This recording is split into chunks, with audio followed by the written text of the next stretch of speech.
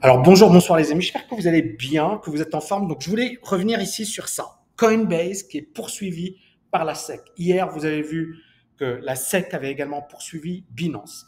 Et là, Coinbase aujourd'hui est en train de perdre presque 16%. La SEC aujourd'hui explique que la boîte crypto a, comment dirais-je, enfreint les règles pendant des années et des années. Il y a, vous voyez, cette plainte de 101 pages sur Coinbase, qui est quand même le plus gros exchange US. Et il parle également du staking. Il critique, il y a une grosse critique également du staking. Et donc voilà. Et ce qu'ils disent en substance, c'est que finalement Coinbase n'a pas respecté la loi, n'a pas respecté finalement la loi qui régit les entreprises, les actions. Et pour la SEC, en fait, Binance devrait se plier aux règles de la SEC. Et la SEC hier, donc la SEC, c'est l'équivalent de l'AMF aux États-Unis, a également tapé fort sur Binance. Qu'est-ce que ça nous dit tout ça? Très simplement que les États-Unis sont en train de reprendre la main, que la SEC, qui est quand même un organisme extrêmement puissant, est en train de taper très fort sur le monde des crypto-monnaies. Coinbase, je vous avais déjà parlé effectivement de la situation financière de Coinbase et vous savez que la situation financière de Coinbase est très moyenne. Binance, j'ai parlé également dans ma vidéo d'hier du fait que les comptes, le fait que Binance n'affiche pas sa comptabilité, c'était quand même problématique. Et là, on est face à une situation où, finalement, si Coinbase est en difficulté, FTX a été finalement éliminé et Binance est en danger également, on s'aperçoit que le monde des crypto-monnaies devient de plus en plus fragile.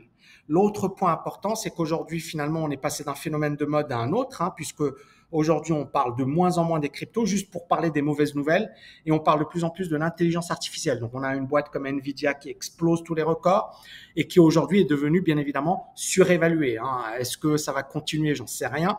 Mais clairement, aujourd'hui, Nvidia est surévaluée. Mais tout ça pour vous dire que il va falloir être extrêmement vigilant, les amis, et ça, c'est quelque chose, c'est un discours que je tiens depuis de nombreuses années. Les États-Unis ne vont jamais abandonner leur monopole monétaire pour des raisons évidentes. La Chine a également tapé sur les crypto-monnaies. Donc, les puissances économiques sont en train aujourd'hui de taper sur les crypto-monnaies. Est-ce que ils vont bannir définitivement le Bitcoin? Non, ça va être très compliqué pour les États de le faire.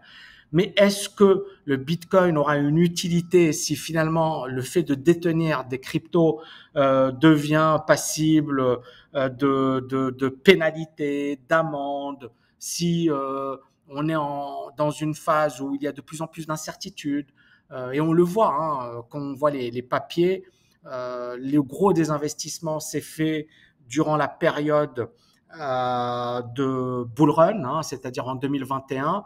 Aujourd'hui, de moins en moins de gens vont investir sur les cryptos, à part ceux qui sont réellement investisseurs. Maintenant, la question que vous allez me poser, Tammy, est-ce que ça vaut le coup d'investir sur les cryptos? C'est vraiment quelque chose de très, j'ai envie de dire, de très perso et de très qui va dépendre, ça va dépendre d'énormément de choses. Par exemple, si vous aujourd'hui vous me disiez, Tammy, est-ce que tu investis sur Coinbase? Coinbase va ouvrir ici, les amis. Est-ce que tu investis sur Coinbase? Rappelez-vous ce que je vous ai dit il y a quelques jours. Je vous avais dit, la comptabilité est catastrophique. Les chiffres sont catastrophiques.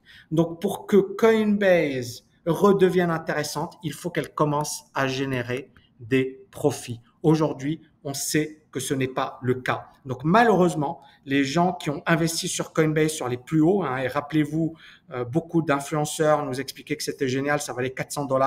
Aujourd'hui, ça vaut 46 $, c'est-à-dire que Coinbase a été divisé par 10. Clairement, il vaut mieux investir sur Coinbase aujourd'hui que en 2021. Rappelez-vous, j'avais d'ailleurs publié une vidéo sur Coinbase où je vous disais évitez les IPO, c'est dangereux. Je vous invite à regarder ma vidéo de 2021. C'était assez clair dans ma vidéo. Donc, j'étais pas très chaud. Et puis, un autre point très important, n'investissez pas sur une boîte sur laquelle vous n'avez pas assez de recul. Donc ici, encore une fois, c'est un énorme attrape-nigo Coinbase. Beaucoup de gens ont investi par là. Beaucoup de gens ont investi au pire moment. Aujourd'hui, leur investissement est divisé par 10. Donc clairement, si vous me disiez, Tammy, OK, est-ce que ce serait intéressant d'investir sur Coinbase aujourd'hui? Oui, c'est beaucoup plus intéressant que sur les plus hauts. Maintenant, c'est quoi le risque pour nous par rapport à Coinbase? Ben, c'est que cette boîte, elle fasse faillite. Donc, si elle fait faillite aujourd'hui, tu as l'impression que 46 dollars, c'est pas cher, mais à 0 dollars, bah, tu as perdu tout ton investissement. Donc, le risque, il est là. Et est-ce qu'il y a des chances que Coinbase fasse faillite? Oui, puisque vous avez vu les résultats et les chiffres sont très, très mauvais pour Coinbase. Euh, Ici, je partage avec vous les comptes de Coinbase. On va aller sur des données annuelles et même trimestrielles. Donc, on voit que Coinbase a un chiffre d'affaires de 772 millions, mais elle perd 78 millions sur le dernier trimestre, hein, le premier trimestre 2023. Donc, elle perd toujours de l'argent. Mais on voit que les pertes, par exemple, deuxième trimestre, on va aller sur des données annuelles, c'est beaucoup mieux. Vous voyez que le chiffre d'affaires de Coinbase en 2022 était de 3 milliards, les pertes de 2,6 milliards. Pour que Coinbase redevienne profitable, il faut que le chiffre d'affaires augmente. Donc, on passe pour moi, de 3 milliards à 5 milliards minimum. Et vous voyez que, effectivement, Coinbase redevienne profitable. Maintenant, pour que Coinbase redevienne profitable, qu'est-ce qu'il faut? Il faut, bien évidemment, que Coinbase dégage des commissions. Les commissions, elle va les dégager comment? Par la hausse des transactions sur les cryptos. C'est-à-dire qu'il faut qu'il y ait un nouveau bull run ou qu'il faut qu'il y ait un nouvel engouement sur les cryptos. Est-ce que ça va être le cas aujourd'hui? Non. Mais peut-être dans un an, peut-être dans 2 ans, j'en sais rien. Maintenant, on réfléchit stratégie froidement, les amis. D'accord? On n'est pas, et comprenez-moi bien. Moi, j'essaie d'être hyper rationnel dans mes analyses. Pour le moment, moi, je considère que ça va être compliqué pour Coinbase de gagner de l'argent. Ça va être compliqué pour Coinbase de redevenir intéressante sur un plan fondamental. Sur un plan financier, c'est catastrophique. C'est-à-dire que c'est une boîte aujourd'hui qui a un chiffre d'affaires, on revient ici, qui a un chiffre d'affaires de 3 milliards, qui perd 2,6 milliards. Et c'est concrètement, qu'est-ce que ça veut dire?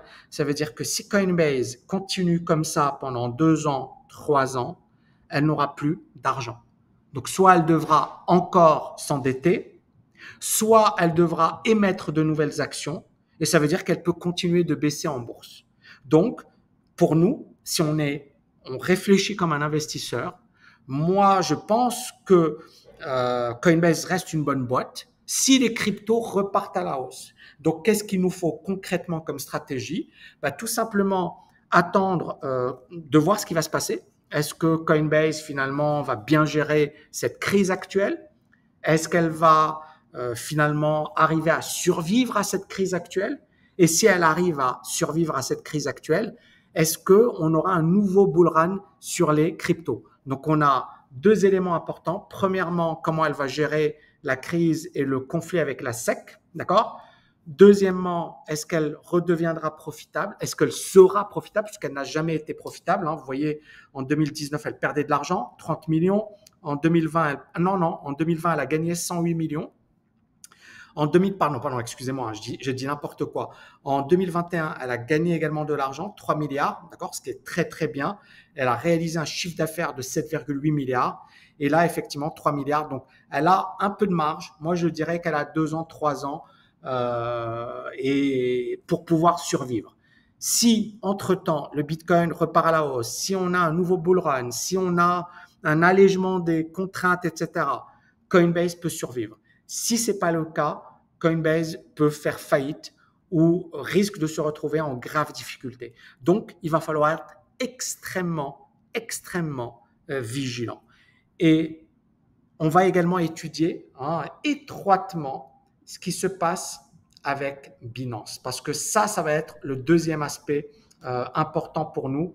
Est-ce que, et là, vous voyez, ça va ouvrir par là et ça va ouvrir assez bas.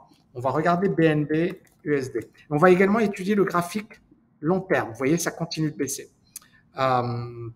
Aujourd'hui, ça perd 1%. Hier, ça a perdu 9%. Donc, à très long terme, on va mettre en graphique log. Pour moi, mettre un weekly. Ouais, voilà, on est clairement sur des zones de support aux alentours des 226.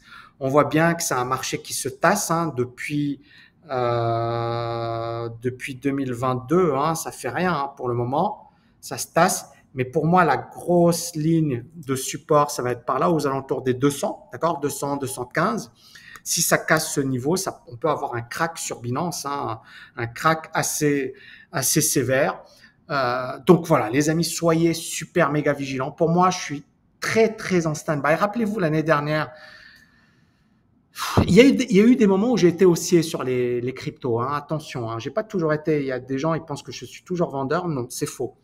Mais ce que j'avais dit, c'est que avec FTX, ça a changé beaucoup de choses pour moi. C'est-à-dire que FTX, ça m'a prouvé que ben, finalement, on avait de gros margolins dans le monde de la crypto, que c'était quand même un écosystème très fragile, un écosystème où les émotions dominent. Et encore une fois, ne le prenez pas personnellement. Je sais que parmi vous, il y en a qui perdent de l'argent, qui sont dégoûtés, qui sont en mode oh, Tammy, il est négatif. Non, prenez-le comme quelqu'un qui analyse froidement. C'est vrai que ça fait de la peine de regarder la réalité en face et c'est vrai que ça fait de la peine de voir un investissement sur lequel vous avez mis beaucoup d'espoir en train de perdre, mais là, il faut raisonner comme un investisseur, c'est-à-dire que ça fait partie du jeu. Gagner, perdre, ça fait partie du jeu. Moi, pour moi, en fait, je l'analyse parce que moi, ça m'intéresse. Hein, si jamais Coinbase, là, elle baisse, ça m'intéresse de l'acheter. Hein. Mais clairement, je vous dis, j'ai encore pas mal d'éléments et de questions sans réponse. Donc, ça dépend de comment Binance ça va évoluer. Et je vous dis, moi, pour le moment, je suis très sceptique par rapport à Binance. Ça dépend de comment Coinbase va gérer ce conflit avec la SEC, c'est-à-dire avec le gouvernement des États-Unis. Attention, d'accord?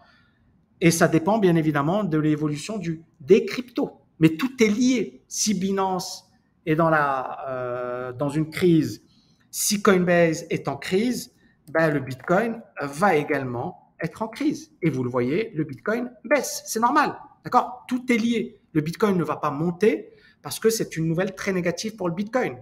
Donc, un étudiant m'a posé la question, il m'a dit qu'est-ce que tu penses du Bitcoin? Vous voyez ici, ça commence à aller au-dessus de la moyenne mobile. Je me disais, ah, c'est pas mal. Mais puis ensuite, on a commencé à se tasser par là. Vous voyez ici, là, c'était pas mal, mais il n'a pas confirmé. Et puis là, il repasse en dessous de la moyenne mobile. Et ça veut dire qu'on a eu juste un petit excès, mais on n'est pas en tendance haussière. Donc en daily, on a encore un support qui est par là. D'accord? Donc on verra ce que ça va donner. Mais si Binance se casse la figure et Coinbase se casse la figure, le Bitcoin va se casser la figure. Donc ça veut dire qu'on risque encore d'avoir du sang. Et ça veut dire que si nous, on raisonne en tant qu'investisseur, et si on raisonne à long terme, pour moi, c'est encore trop tôt pour se positionner. Et ça ne me dérange pas de rater une partie du mouvement. Je n'ai pas encore d'éléments positifs pour Coinbase. Binance m'inquiète. La SEC aujourd'hui est en train de taper parce que c'est hier ils ont tapé sur Binance, aujourd'hui sur Coinbase. C'est-à-dire qu'ils sont en train ils veulent mater la crypto quoi. Il y a pas photo. Donc ça veut dire que nous, si on a vraiment une conviction haussière sur la crypto à long terme, je pense que l'idéal c'est quand même d'attendre que ça se casse bien la figure, qu'il y ait beaucoup de sang. Et après, de jouer, mais dans une optique spéculative. D'accord? Donc, par exemple, le Bitcoin ou Coinbase, voilà, il faut attendre que ça se casse bien la figure. Et ensuite, par exemple, ça aille sur les 30, sur les 20. Mais après, vraiment travailler le marché de manière spéculative. Hein. Je l'avais dit dans ma vidéo d'hier. Rappelez-vous, hein, vous voyez, cette vidéo, elle était très importante. Je disais, pour le moment, moi, les cryptos, je les travaille de manière spéculative avec des options. C'est tout. C'est-à-dire, je ne vais pas prendre de risques. Je vais être hyper vigilant. Ça va être très rapide. Donc, je vais être en mode sniper s'il y a des choses à faire. Très rapide. Mais je ne vais pas être en mode, je vais m'éterniser. Je garde le truc pour 20 ans. Je m'en fiche. D'accord? Moi, ça va être plus, s'il y a un coup à faire, why not? Parce que je pense qu'il va y avoir des coups sympas à faire. Mais Je vais pas m'éterniser. Donc voilà, je vous ai donné le fond de ma pensée, comment je vois les choses. J'espère que vous avez aimé. Et si c'est le cas, ben, n'hésitez pas à liker, à partager. À bientôt les amis. Ciao, ciao, ciao.